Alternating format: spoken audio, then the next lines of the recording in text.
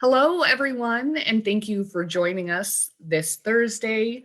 We're going to be covering the second part of family resiliency. Before we do that, we're going to go ahead and introduce ourselves for you. So, my name is Shauna, and I am our team lead. Hi, we're so glad that you're joining us today. I am Renee, and I am the child specialist on our team. So go ahead, take it away, Shauna. Yes. So, last month, Renee, we talked about family resilience, discussed kind of the pieces that go into that, and kind of boiled it down to three areas: beliefs, organization, and communication, and how those can help you build resiliency within your own family unit. Yep. This time, we kind of wanted to provide some examples for how to do that. And the first thing I think of is what you had mentioned earlier was that family mission statement. Yeah. Um, Yep. Tell us a little bit about those. So I often think of, usually a school will have a mission statement or an organization has a mission statement. Maybe your place of worship has a mission statement. So it really is just creating something like that for your family unit. Now, it can be as simple as being kind to one another, and that's it. It doesn't have to be fancy and lengthy. Now, there will be some links in the chat that have some other resources and ideas for your family if you're interested in doing some of these things. Um, and if you need help or support, I'm happy to meet with you and your family to kind of give you some guidance and pointers. But for example, like this here, and I think it's reflecting backwards, so I'll just read it to you. And this literally is a family mission statement worksheet. And so, summing up in one or two sentences, what is your family vision? Maybe you're a family that really believes in giving back to the community and volunteer work. We talked about that in our budget friendly family activities to be connected. And so a lot of these things that we're doing kind of tie into that and that family resilience piece is to be strong and weather the storm. But we want strong families in our community. So we're kind of prepared to go through those storms because we know they're going to happen. We know we're going to all experience trials and struggles and hardships. And so the next thing is just what are our family's beliefs and values, and that's where we're going to tie into some of those spiritual or faith-based beliefs. What are special characteristics or interests in your does your family have? Maybe you're a family that really likes to be active and healthy, and so you can incorporate that into it. If we had a family motto used in one sentence to describe our family, what would it be? Some families like to be silly and fun. That I was is, like, ours would be interesting. I know, right? And then what is your ultimate goal as a family? And so I think that's where you kind of want to talk about that. And then here, this is also, it just says at the top, our family mission statement. And what, you and your kids or the adults, whomever wants to do it, can just write up what you all decide as a mission and just put it on the fridge. Doesn't have to be fancy, doesn't have to be, 25 things, because that Yeah, makes it kind of cumbersome too. absolutely. Thank you. Mhm. Again, as you said, we'll provide links in the Yep. chat for that. And I think of Renee, you discussed organization in our Yes. previous Facebook Live. Mhm. Can we discuss or provide examples of how families can bring this into the loop? Yes. Now we recognize that every family has different access to technology and printing and things like that. So, one thing for that organization piece, meal plan. Our family meal plans, and we make a grocery list. I go through the fridge every weekend.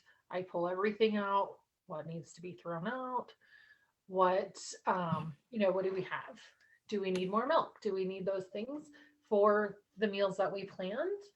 And that is another activity that was mentioned of just meal planning and cooking. That's budget friendly. And so for us, like for organization, we use I have a little menu here, you can see, well, I'm not sure how well the chalk marker shows up, but Like on Sunday, we had chicken pasta. Tuesday night, we had pork chops and vegetables. Last night, we had tacos. So that's one way to be organized. The other way is a calendar. You know, it could be a calendar on your smartphone just to keep track of who's doing what. It could be a family calendar on the fridge. It doesn't have to be fancy. You could Mhm. even just take a, 8.5 by 11 piece of paper and create a calendar each week. Monday, maybe Shauna, you have a dentist appointment, or your son has an eye doctor appointment, or to keep track of some of those things. But what's good about that is you can also use it as a communication tool and say, during this time I am not available. I know when we're doing Facebook and we're working remote, I know that my whole family knows when we're doing it, so that way and they just kind of know, and Knock, knock. Yeah. communication. So, and Yeah. again, if you are interested in having some support to create something, or if you need some support in implementing it, I would be happy to meet with your family to give you some ideas on a more intimate level based on what your family needs. Yes. Call our warm line 970-347-2359. We'll get that to you again. And that brings us to flexibility.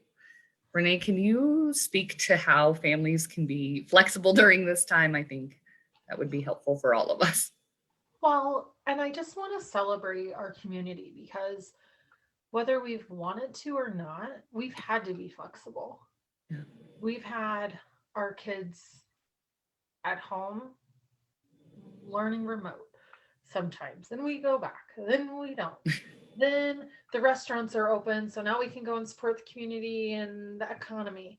Well, now it's closed. Then, so it's back and forth with so many different things, and the rules have been changing for about a year. We've been dealing with this pandemic, and so um, kudos to all of you out there who are surviving, because it has been hard.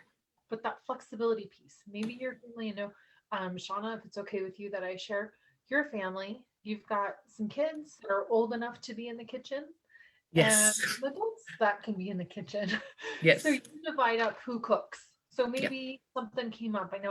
Um, I know in our job, we try to meet the needs of the family within our community. So maybe an appointment comes up and it's my night to cook, so I might switch with somebody. And so those little things of being flexible can go a long way and just kind of alleviate the stress of the house.